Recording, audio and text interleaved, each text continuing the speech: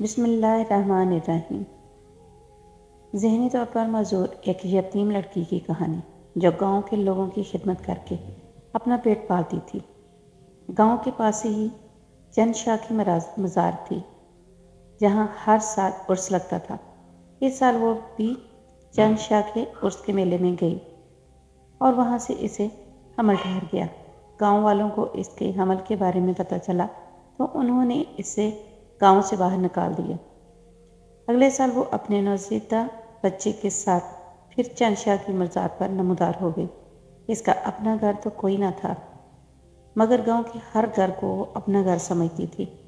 دن میں وہ کبھی کسی گھر میں دکھائی دیتی، کبھی کسی گھر میں، کبھی ذیلدار کے ہاں تمباکو کوٹ رہی ہوتی، کبھی شمع گجر کے ہاں چھاچھ پلو رہی ہوتی، کبھی ماں تاباں کے ساتھ اس کچی دیوار پر جس نے سارے گاؤں کا احاطہ کر رکھا تھا ہوپلے تھاپتی دکھائی دیتی۔ غرض جب دیکھو وہ گاؤں والوں کے کسی نہ کسی کام میں جٹی ہی نظر آتی۔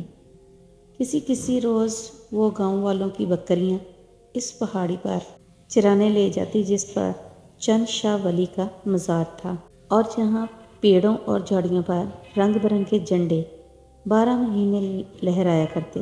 یہ جھنڈے آس پاس کے دیہات کے ان لوگوں نے باندھے تھے جن کی مرادیں چند شاہ ولی کے فیض سے پوری ہو گئی تھی۔ یہ وہ سارے کام ہنسی خوشی کیا کرتی اور صلے کا کبھی خیال تک اس کے ذہن میں نہ آتا۔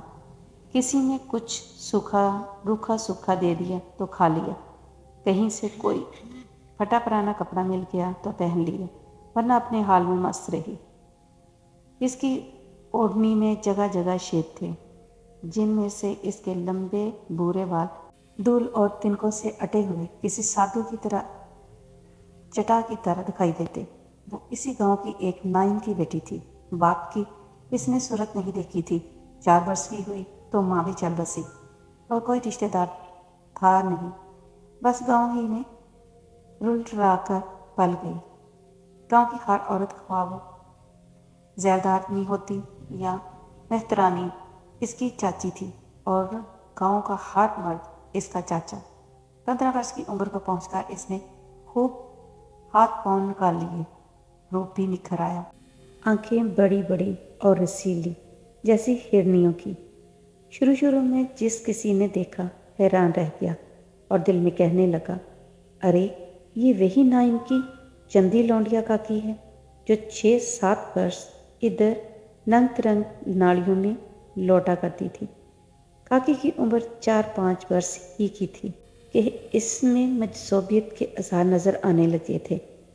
اگر ماں باپ زندہ ہوتے تو شاید اس کے علاج کی کچھ فکر کرتے یا کم سے کم اسے شعور کی کچھ باتیں ہی سکھاتے۔ گاؤں والوں کو تو اس کی پرواہ تھی نہ ضرورت۔ ان کی ہمدردی تو بس یہی تک تھی کہ کبھی کبھی اس کے ہاتھ میں گڑ کی بھیلی یا گاجر پکڑا دی۔ وہ یوں بڑی ہوتی گئی، اس کے وہ اور اعضاء تو نشو و نما پاتے رہے مگر دماغ کمزور ہی رہا۔ جوانی کو پہنچ کر بھی وہ مجذوب ہی رہی، مگر اس کا یہ مرض گاؤں والوں کے لیے بڑے فائدے کا موجب تھا کیونکہ وہ دن بھر اس سے طرح طرح کے کام لیتے رہتے جنہیں وہ ناسمجھی میں بے تکان کرتی رہتی۔ کاکی نے اپنے دماغ کی کمزوری کے باوجود ایک بات میں بڑی ترقی کی تھی، وہ یہ کہ اس کی زبان خوب چلنے لگی تھی۔ جس گھر میں بھی جاتی اپنی اوٹ پٹانگ باتوں سے اس کے مکینوں کا دماغ چایا کرتی۔ جب بات کرنے کی کوئی نہ ملتا تو آپ ہی آپ بولتی رہتی۔ کبھی کبھی اسے مارا پیٹا بھی جاتا مگر جلد ہی گھر کی کوئی بڑی بوڑھی اپنی میٹھی میٹھی باتوں سے اسے بہلا دیتی اور یہ خطرہ دور ہو جاتا کہ کہیں وہ ناراض ہو کر اس گھر کا آنا جانا ہی نہ بند کر دے۔ جب کاکی کے کپڑے بہت میلے ہو جاتے تو پٹواری کی بیوی اسے صابن کا ایک ٹکڑا دے کر کہتی، کاکی تیرے کپڑوں سے بڑی بدبو آنے لگی ہے، جا انگنائی میں بیٹھ کر انہیں دھو لے۔ کاکی انکار کرتی تو پٹوارن زبردستی اس کے کپڑے اتروا کر اس سے دھلواتی۔ شلوار یا کرتا کہیں سے پھٹا ہوتا تو اسے سوئی دھاگا دیا جاتا مگر کاکی سینہ پرونا نہ جانتی تھی۔ اس پر پٹوارن کو خود ہی اس کے پھٹے ہوئے کپڑے سینے پڑتے مگر اس کے عوض کاکی کو گھنٹوں پٹوارن کی کمر دابنی پڑتی۔ جس روز کاکی گاؤں والوں کی بکریاں چرانے کے لے جاتی، اسے کسی نہ کسی گھر سے بیسن کی 2 روٹیاں اور تھوڑا سا مکھن ایک پوٹلی میں باندھ کر دے دیا جاتا۔ پہاڑی پر پہنچ کر بکریاں اپنے آپ چرتی رہتی اور وہ خود بھی انہی کی طرح ادھر ادھر گھومتی رہتی۔ وہ اونچے اونچے سپاٹ ٹیلوں پر بے دھڑک چڑھ جاتی، کبھی کسی درخت کی اونچی ڈال پر چڑھ بیٹھتی، کبھی کسی جھاڑی کے نیچے ٹھنڈی ٹھنڈی زمین پر لیٹ جاتی اور آپ ہی آپ باتیں کرنے لگتی یا دور سے آتی ہوئی رہٹ کی گھوں گھوں سنتی رہتی۔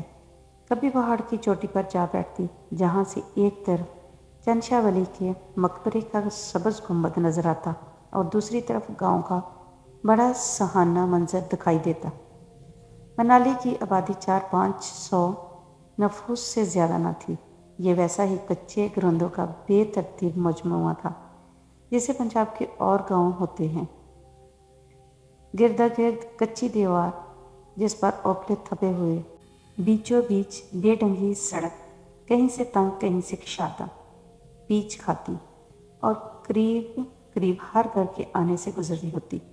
سڑک کے دونوں طرف بیل گاڑیوں کے پہیوں نے مستقل طور پر نالیاں سی بنا دی تھی۔ جب کیچڑ نہ ہوتی تو ان نالیوں میں پہیے بڑی روانی سے چلتے اور بیلوں کو زور نہ لگانا پڑتا۔ گاؤں کی دیوار پر صبح ہی سے بہت سے کوے آ بیٹھتے اور دن بھر کائیں کائیں کا شور برپا کر رکھتے۔ ان کے علاوہ گاؤں کے لڑکے بھی قدر کے میلے چیلے کرتے پہنے، ننگی ٹانگیں، بعض لنگوٹی اور بعض صرف ایک داغا سا کمر بند باندھ کر دیوار پر ایک ٹانگ ادھر ایک ٹانگ ادھر گھوڑے کی سی سواری کرتے نظر آتے۔ منالی میں 2-3 مکان پختہ اینٹوں کے بنے ہوئے بھی تھے، مگر یہ گاؤں کی دیوار سے باہر کھیتوں سے بیچ میں تھے۔ ان میں ایک بڑا مکان تو زیلدار کا تھا اور دوسرا اس سے ذرا فاصلے پر چھوٹا مکان پٹواری کا۔ کاکی کا آنا جانا زیادہ تر انہی 2 مکانوں میں رہتا تھا۔ منالی تھا تو چھوٹا سا گاؤں، مگر چند شاہ ولی کے مزار کے باعث اس کی شہرت دور دور پھیلی ہوئی تھی۔ ہر سال جیت کی 25ویں تاریخ کو بڑی دھوم دھام سے عرس منایا جاتا، جس میں شامل ہونے کے لیے 50-50 کوس سے زائرین بچوں سمیت آیا کرتے تھے۔ چند شاہ بڑے زبردست ولی مانے جاتے تھے۔ مشہور تھا کہ جو کوئی عرس کے روز ان کے مزار پر آ کر مراد مانگے گا، خاص کر اولاد کی مراد، تو وہ جلد ہی یا کچھ عرصے بعد پوری ہو کے رہتی ہے۔ یہی وجہ تھی کہ دیہاتی عورتیں، خاص طور پر چند شاہ ولی کی بڑی متقد تھی۔ ان کی ایک کرامہ یہ بھی تھی کہ مراد مانگنے والے کو پہلے ہی سے معلوم ہو جاتا کہ میری تمنا بر آئے گی یا نہیں۔ اگر بر آنے والی ہوتی تو چند شاہ ولی خود سائلہ کے خواب میں آ کر اس کی بشارت دیتے۔ یہ بشارت کیا تھی؟ سرخ گلاب کا ایک پھول۔ ولی سفید گھوڑے پر سوار، ہاتھ میں پھول تھامے، جسے وہ بار بار سونگتے، سائلہ کے پاس سے گزرتے اور وہ پھول اس کی جھولی میں پھینک دیتے۔ آنکھ کھولنے پر جب سائلہ کے گھر کے لوگوں کو یہ مصدع سناتی تو سب اسے مبارکباد دینے لگتے۔ چند شاہ ولی کی ان کرامتوں کے تذکرے گاؤں کے ہر گھر میں اکثر ہوتے رہتے تھے۔ کاکی بڑے غور سے ان باتوں کو سنا کرتی۔ کبھی کبھی وہ خود بھی کوئی بات پوچھنے لگتی۔ اچھا چاچی، جب چند شاہ ولی نے تیری جھولی میں پھول پھینکا تو وہ پیدل تھا یا گھوڑے پر؟ گھوڑے پر۔ وہ شکل و صورت کا کیسا تھا؟ بوڑھا تھا یا جوان؟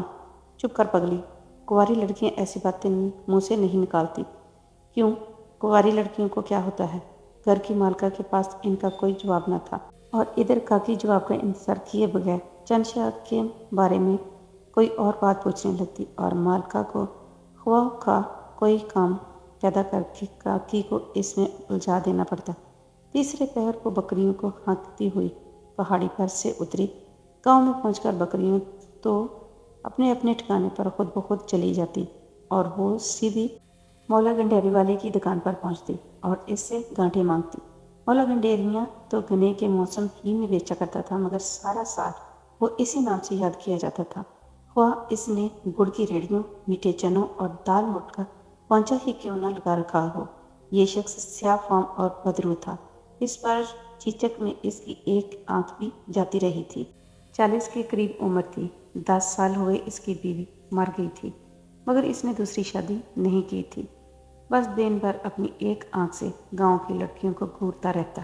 کہانی کا اگلا پارٹ دیکھنا چاہتے ہیں کہ اس معذور اور یتیم لڑکی کو حمل کیسے ٹھہرا، کس نے یہ شیطانی کھیل کھیلا اس کے ساتھ؟ تو کمنٹس میں بتائیں۔ جو نئے ہیں میرے چینل کو سبسکرائب کر لیں۔ شکریہ۔